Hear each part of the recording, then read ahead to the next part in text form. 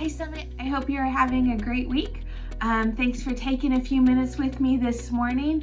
I wanted to share a couple thoughts I had regarding the story of the two disciples that were heading out to Emmaus 3 days after Jesus was crucified and died. And if you remember the story, as they're walking along, they're sad.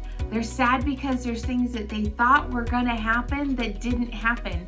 And because those things didn't happen, they began to wonder if Jesus really was who they thought that he was. And if he really said the things that they heard him say.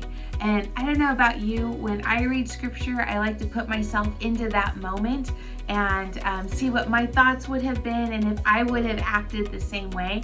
And in this particular story, I gotta tell you, I see a lot of similarities between how I think I potentially could have responded. And I feel like I can understand what they were thinking and what they were going through.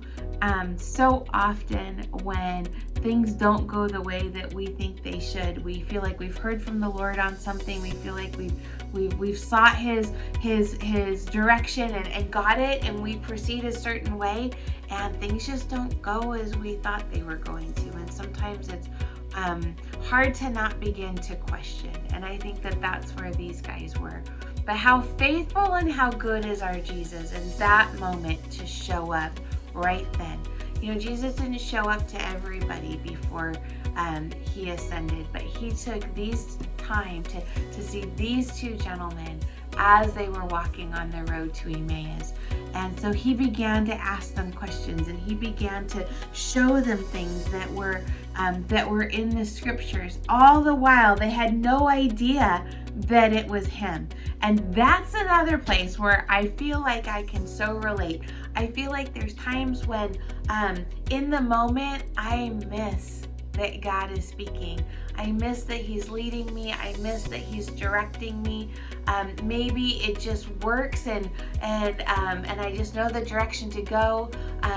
Maybe it just feels like it's perhaps my thoughts instead of his thoughts. But then later something will happen.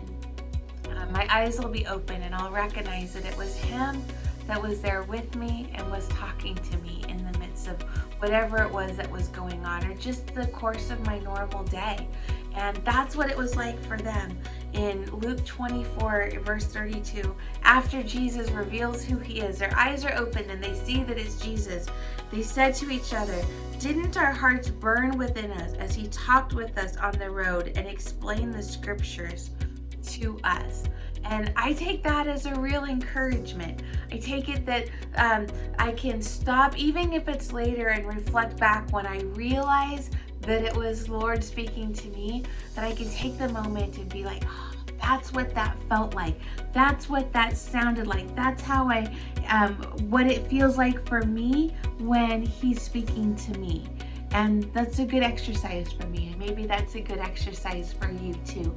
That when you discover later that it really was the Lord who had given you an idea or shared something about his heart with you, to go back and to think how you feel, what it felt like, how you sensed it, how you knew, what was stirring within you, to really be able to sense that it was him.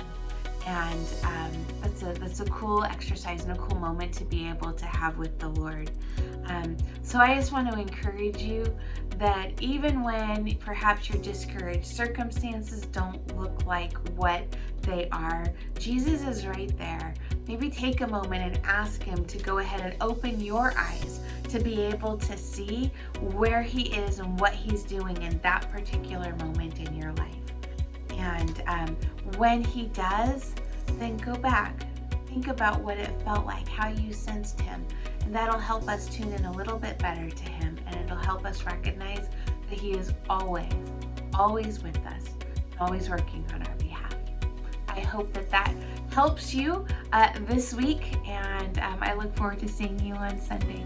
Blessings.